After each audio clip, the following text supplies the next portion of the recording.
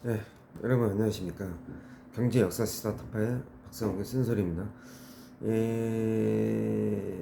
제가 저번 주에 2480에서 810선에서 일부 차익 실현 및 실적 조정으로 이렇게 봤는데요.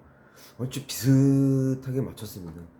그 첫째 주, 둘째 주는 틀리고 이제 셋째 주는 맞췄는데 저는 다음 주는 2470에서 800선 실적 장세가 끝나가고 이제 더 이상 지루한 이제 긍정적인 이제 그런 뉴스로 더 이상 이제 이걸 에워싸고 상방을 끌고 가기는 이제는 힘들거든요. 그래서 경기 침체 아예 사이드 뉴스나 이런 공포 체감 역량으로 저는 일단 2470에 800선까지는 떨어지지 않겠냐 이렇게 보고 있습니다. 자, 일단 내용을 들어가서 시황은 이제 이번 주 시황은 미국이 이제 긴축에 대한 우려가 커지면서 다시 강달러 국채금리 상승 흐름이 나타났죠. 이러면서 고용하고 제조 경기 지표 등 결과에서 약간의 서로 간 해석의 차이가 분분해서 장중 내에 등락을 반복을 했었어요. 요 며칠간. 그러다가 FMC 회사 의사록에 대해 이제 시장이 이제 다소 비둘기파적으로 좀 해석한 면이 있어가지고 이 낙폭을 다시 축소해가면서 소폭 상승 기류에 또 안착한 모습도 보였었어요. 그리고 2분기 실적 발표 기간이 이제 종료가 되면서 점점 이제 실적 모멘텀이 부재해지고 있는 가운데 이제 기술적으로 이제 121선하고 20주선에서 저항을 받고 있는 점도 지금 보여지고 있습니다. 이건 단기적으로 이제는 부정적으로 봐야 될 상황이고요. 또 오늘 컨퍼런스 보도에서 발표한 7월 경기선행 지수가 전일 대비 0.4% 하락하면서 연속 5개월 연속 지금 하락한 겁니다. 총 1.6%포인트 떨어졌죠. 그래서 그런 시그널을 보냈고 이 부정적인 신호에 따라서 지금 우리나라가 이 원달러 환율이 다시 1320원대로 재돌파했어요. 지금 달러 인덱스가 107.5달러는 거의 다시 정점으로 좀 올라왔습니다. 지금 주춤했다가 다시 이제 강달러로 갈 것이냐 아니면 이 상태에서 이제 왔다 갔다 시속 게임을 할 것이냐 이제 이건데 어쨌든 저는 외국인 수급은 부담으로 제한적인 주가 흐름이 나타날 것이다. 그래서 다음 주는 2470까지 떨어지지 않겠냐. 여기서 더 떨어지면은 2470을 지지를 못하면 무조건 2400대 초까지 떨어져서 거기서 이제 횡보할 가능성이 높다. 이렇게 얘기하겠습니다. 자, 이제 본론으로 들어가서 이제 무슨 내용이 있었냐면 중국은 이제 지금 영내포 금리와 유동성 지원 창구 MLF를 인하를 했어요. 그래서 글로벌 경기 침체가 우려가 부각되고 코로나 경제 재봉쇄로 약간 경제가 불투명하게 됐죠. 이 와중에 HSBC는 이제 영국이 내년 1월에 연미플레를 14% 정점을 찍고 올 4분기부터 침체 돌입한다고 그럽니다. 그래서 내년 2분기까지 지속될 거라고. 이건 얘네만뿐만 아니라 도이치방크도 얘기했던 거고 노무라도 얘기했던 거고 다 공통점입니다. 다만 내년 4분기까지 침체냐 2분기까지냐 그것만 좀 다른 것 뿐이에요. 어쨌든 또 이제 미국의 엠파이어 스테이트 이제 지수도 큰 폭으로 하락했죠. 이게 뉴욕 주인의 200개 제조업 기업을 말하는 겁니다.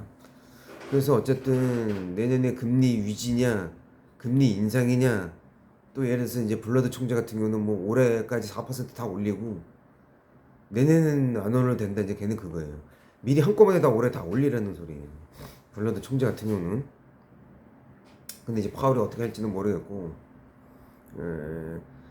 일단은 지금 현재는 요번에 베어마켓 약세장에서 베어마켓 랠리로 25% 20% 가까이 올랐기 때문에 2차 저점 바닥은 이제는 3개월 후로 봐야 된다. 이게 평균 그래요.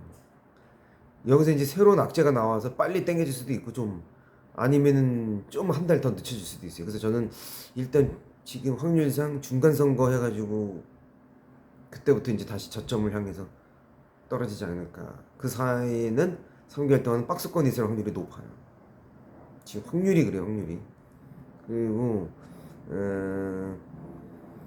데이트 트랙 같은 경우는 610명을 대상으로 투자 관련 선별 조사인데 이 강세론자들은 아직까지 여기서 더 10% 오를 걸로 보고 있어요. JP 모건의 이제 의견을 따른다는 거죠.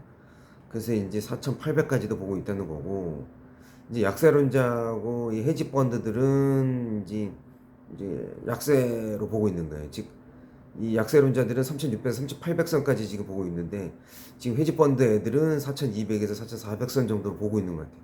그래서 이제 하락 쪽으로 이제 베팅하는 것 같고 강세론자 투자자들은 이제 더 10%더 오를 거로 지금 보고 있는 거죠.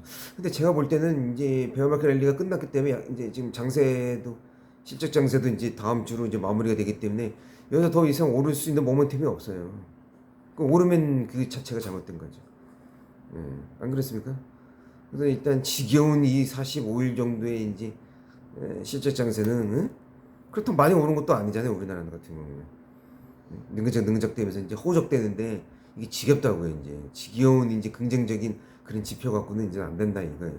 그래서 저는 다음 주에 이제 새로운 좀 하락 약재 뉴스로 인해서 조금씩 이제 조정받는 형국으로 갈 걸로 보여집니다.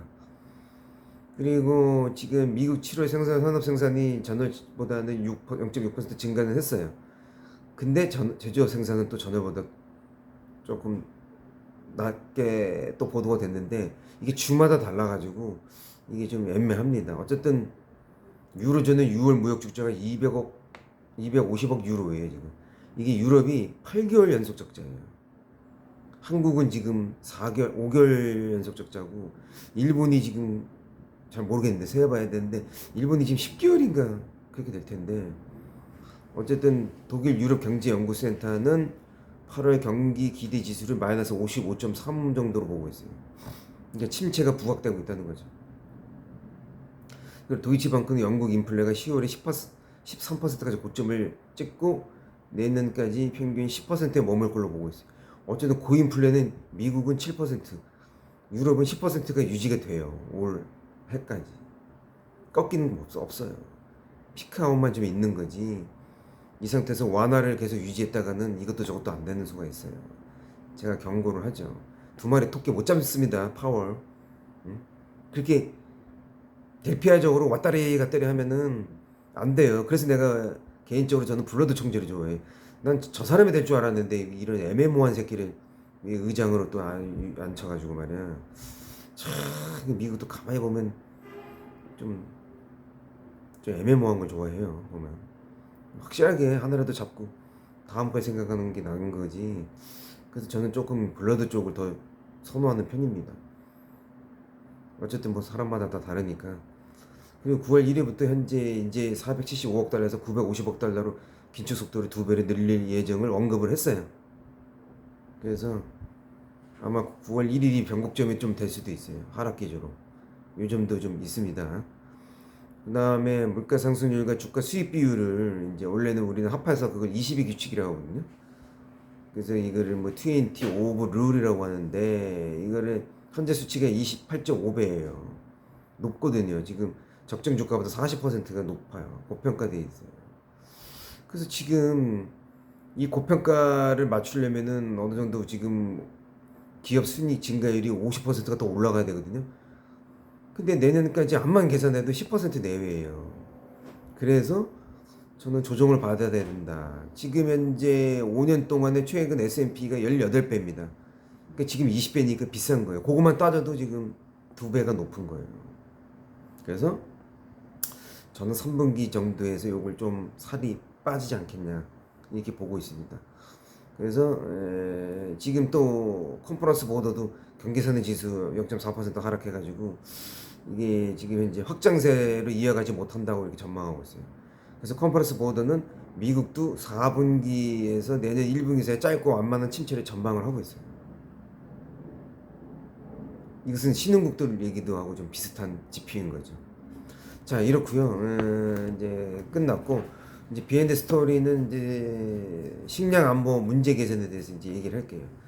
이게 식량 안보 지수가 이제 한때 159까지 찍었다가 지금 143으로 떨어졌는데 지금 한국이 30위에요. 싱가포르가 15위고 싱가포르가 10위고 이제 일본이 한 15위 정도 되는데 이게 왜 이렇게 차이가 나냐면 다변화 차이예요. 이제 식량 자급률 차이도 있고 싱가포르 같은 경우는 막 수십 개국에다가 이렇게 분산되어 있는데 한국은 4개국밖에 안 돼 있어가지고 좀 식량 안보 지수가 좀 다른 나라에 비해서 좀 불안정합니다. 이게 사람만 먹으면 상관이 없는데 동물 사료까지 하면은 턱없이 모자란 거예요. 이게 동물까지 포함되어 있기 때문에 그래요. 그래서 식물성 대체 육식 지금 준비도 필요하고, 종자도 지금 우리나라가 12개 산이 75%다 외국산 로열티를 주고 있어요. 1,300억으로. 옛날 우리 IMF 때 이제 이걸 다 팔아가지고 이제 하나 남았나? 종자 5개 중에서 4개 팔리고 하나 남아서, 이게 세계 2위 농산물 수출국인 네덜란드를 한번 본받아야 돼요. 수출만 130조 하고 있습니다. 농산물만. 그중 소개하자면 비슷한 시기에 이제 시드 방법을 고안을 해가지고 얘네들은 인공지능 카메라로 꽃의 각도나 줄기 두께, 근데 물을 주는 방법, 그다음 선별 방법, 또 나방이 날아가는 궤적, 드론을 또 동원해서 또 자동 추적하고, 또 일부 또 제거하는 방법을 이제 해가지고 소득을 높이는 걸 계속 연구를 했었어요. 그래서 네덜란드는 부자 중에서 20%가 농업의 종사자들이에요. 그리고 또 한편 미국은 요새 이제 또 소비자 기술을 배워주고 세스 알죠? 가전 박람회 저번에 했던 거, 여기에 식품 기술까지도 포함을 시켰어요. 원래는 우주 기술이 포함됐었는데 식품 기술도 추가가 돼가지고, 그중에 이제 버거가 소개됐는데 햄 성분에 식물 뿌리에서 추출한 거를 개발해가지고 거의 99% 똑같답니다. 거의 이건 완전히 햄 냄새가 난답니다. 그래서 지금 새로운 컨테이너 팜, 메트로 팜, 뭐 휠 팜, 다 동원되고 있어 지금. 뭐 스마트 팜뿐만 아니라 이 세계 인공지능 뭐 이렇게 동원해가지고 이제 작물을 이제 해가지고, 이제는 그냥 농사 짓는 것보다 AI 인공지능 팀을 했더니 6개월 후에 수확을 비교했더니 전혀 완벽하게 차이가 나요. 왜냐면 수십만 개 시뮬레이션을 토대로 해가지고 6개월, 또 1년 후에 또 6개월, 또 1년 후에 6개월 이렇게 작물을 조사했더니 완벽하게 지금 인공지능이 재배한 게 사람을 앞서요. 얼등하게. 그래서 앞으로 이제 사람이 농사 짓는 게 아니라 AI 빅데이터 스마트팜으로 이제 바뀐다. 무인 농사 짓는 걸로 아마 향후 그렇게 간답니다. 그래서 일단 한국은 식량 안보를 위해서 좀 분산을 시켜야 돼. 싱가포르나 다른 나라에 본받아서 수십 개국으로 이제 분산시켜서 이 지수를 좀 떨어뜨려야 됩니다. 그래서 이게 우리나라가 이제 그렇게 해 나가야 될 이제 점으로 제가 오늘 갖고 나온 겁니다. 이제 오늘 이렇거든요. 그래서 지금 미국이 좀 제가 봐도 좀 높아가지고 향후 18배를 기준으로 했을 때 20배니까 한 2배는 빠져야 돼요. 그러니까 지금보다 곱하기 1.2배 해야 되겠죠. 그게 원래는 저건데 어쨌든 이게 오늘의 이제 내용이었습니다. 네, 이제 이번 주까지 여기걸로 마무리하고요. 이제 다음 주에 뵙는 걸 하겠습니다.